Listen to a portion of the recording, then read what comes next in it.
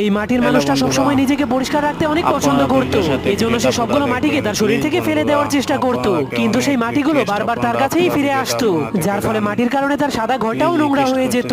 এজন্য সে তার ঘরটাকে পরিষ্কার করার জন্য সেই মাটিগুলো মোছার চেষ্টা করলে তার ঘরটা আরো বেশি নোংরা হয়ে যায়। তখন তার মাটির হাতগুলোকে দেখার পর মাটির লোকটা ভাবতে শুরু করে, যদি আমার কাছে এক বালতি পানি এবং হাতের গ্লাভস থাকতো তাহলে আমি আমার ঘরটাকে অনেক সুন্দর করে পরিষ্কার করতে পারতাম। কিন্তু তখনই লোকটা দেখতে পায় তার ঘরের মধ্যে একটা বক্স চলে এসেছে। এরপর সে ওই বক্সের ভেতর থেকে হাতের গ্লাভস এবং এক বালতি পানি নিয়ে তার ঘরটাকে পরিষ্কার করতে শুরু করে দেয়। কিন্তু তার ফ্লোরে আবারও ময়লা লেগে যাবে এই ভয়ে সে ধীরে ধীরে পিছাতে শুরু করে দেয়। এর কয়েক মিনিট পর তার পুরো ঘরটাই পরিষ্কার হয়ে যায়, কিন্তু সে হাঁটতে গেলেই তার ঘরটা আবারও ময়লা হয়ে যাবে। এজন্য সে ভাবতে শুরু করে, যদি তার কাপড়ের জুতা থাকতো তাহলে তার ঘরটা আর নোংরা হতো না। যা ভাবার পরেই সেখানে আবার একটা জুতার বক্স চলে আসে। এজন্য মাটির লোকটা তার ঘর নোংরা হয়ে যাওয়ার ভয়ে সেই কাপড়ের উপর দিয়ে হাঁটতে শুরু করে দেয়, কিন্তু তখনই ব্যালেন্স হারিয়ে ফেলার কারণে সে নিচে পড়ে যায়। এরপর সে ওঠার চেষ্টা করলে দেখতে পায় তার ঘরটা আবারও নোংরা হয়ে গিয়েছে। এজন্য সে অনেক রেগে যায়।